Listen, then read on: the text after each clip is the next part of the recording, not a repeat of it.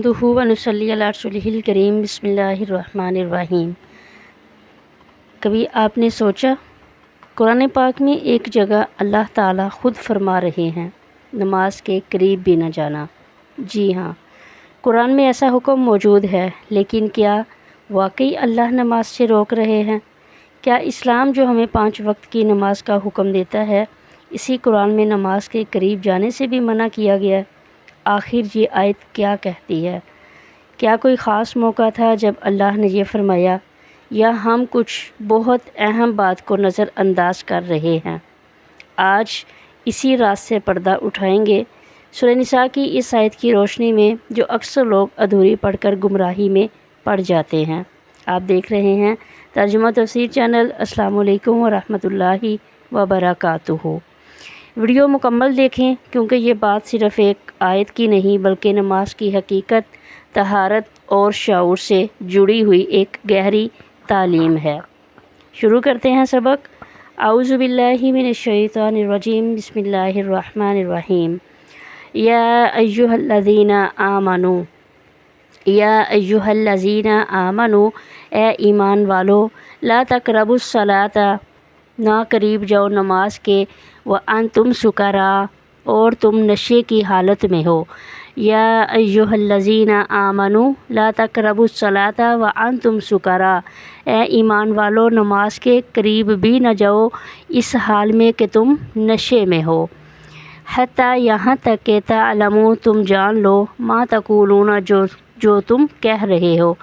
ولا جنبا، یعنی اس وقت تک نماز کے قریب نہ جانا کہ تم نے نشہ کیا ہو اور تمہیں اس چیز کے بارے میں معلوم نہ پڑے، تم جان ہی نہ سکو کہ تمہاری زبان سے کیا الفاظ نکل رہے ہیں۔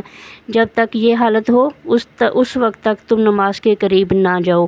ولا جنبا، اور نہ ہی حالت جنابت میں، الا، مگر عابر السبیل، مگر جو مسافر ہو، عابر السبیل حالت سفر میں، حتیٰ تغتسلوا، یہاں تک کہ تم غسل کر لو، وَإِن كُنتُم مَرْضَىٰ، اور اگرچہ تم بیمار ہو، او علی سفر، یا سفر پر ہو، او جاء احد منکم، او جاء، یا آیا ہو، احد منکم، تم میں سے کوئی، من الغائط،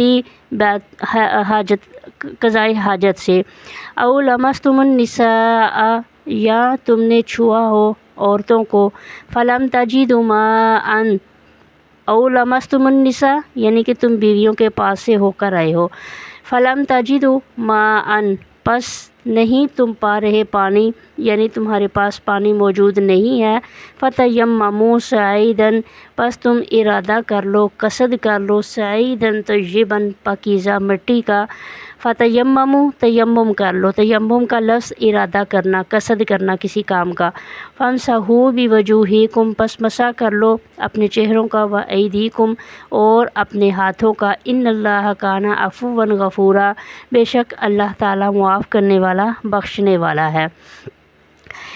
حضرت علی رضی اللہ تعالیٰ عنہ کا ایک واقعہ اس آیت مبارکہ کی شان نزول میں ہے۔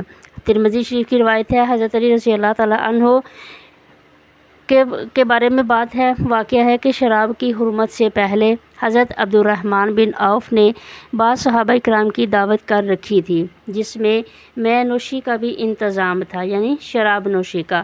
جب یہ سب حضرات کھا پی چکے تو مغرب کی نماز کا وقت آ گیا اور حضرت علی رضی اللہ تعالیٰ عنہ کو امام بنا دیا گیا۔ ان سے نماز میں قل یا ایھا الکافرون کی تلاوت میں بوجہ نشہ کے سخت غلطی ہو گئی۔ اس پر پھر یہ آیت مبارکہ نازل ہوئی جس میں تنبیہ کر دی گئی کہ نشہ کی حالت میں نماز نہ پڑھی جائے۔ اب شراب کی حرمت کے تدریجی احکامات جو تھے، شریعت اسلامیہ کو حق تعالیٰ نے ایک خاص امتیاز عطا کیا ہے، اس کے احکام کو آسان کر دیا ہے۔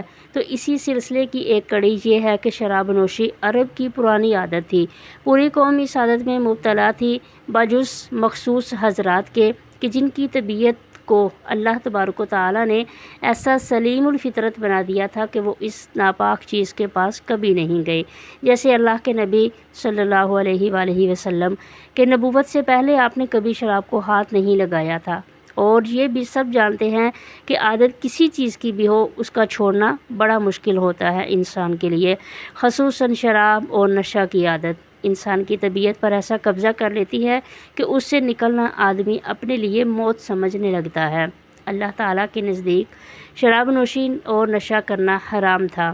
اسلام لانے کے بعد مسلمانوں کو اس سے بچانا مقصد تھا، مگر کیا اس کو حرام قرار دینے کے بعد لوگوں پر اس حکم کی تعمیل سخت اور مشکل نہ ہو جاتی؟ تو اس لیے ابتداً اس پر جزوی پابندی عائد کی گئی، یعنی اس کے خراب اثرات پر تنبیہ کر کے ذہنوں کو اس کے چھوڑنے پر آمادہ کیا گیا۔ چنانچہ ابتدا میں اس آیت میں صرف یہ حکم ہوا کہ نشے کی حالت میں نماز کے قریب نہ جانا، نماز کے پاس نہ جاؤ، تو جس کا حاصل یہ ہوا تھا کہ نماز کے وقت نماز کا ادا کرنا تو فرض ہے۔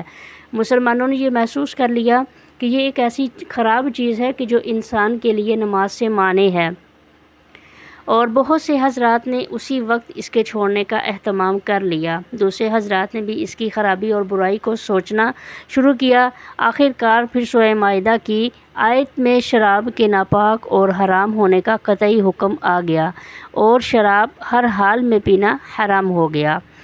تو یہاں ایک مسئلہ بھی ہے، بیان کیا گیا ہے کہ جس طرح دیکھیں یہ شراب کی جو حرمت جب نازل ہوئی اور شراب کے لیے الفاظ جو آئے قرآن پاک میں، تو جس طرح نشے کی حالت میں نماز حرام ہے، بعض مفسرین نے فرمایا ہے کہ جب نیند کا غلبہ ایسا ہو کہ آدمی اپنی زبان پر قابو نہ رکھے، اس حالت میں بھی نماز پڑھنا درست نہیں ہے۔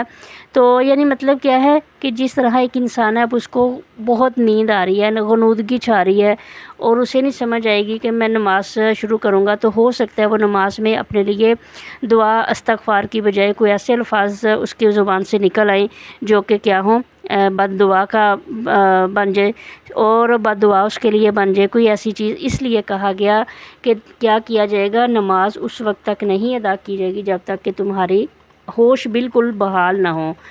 اور تیمم کا حکم پھر اسی آیت مبارکہ میں ذکر آ گیا۔ تیمم کا حکم یہ ایمان والوں کے لیے ایک انعام ہے، اس امت کی خصوصیت ہے۔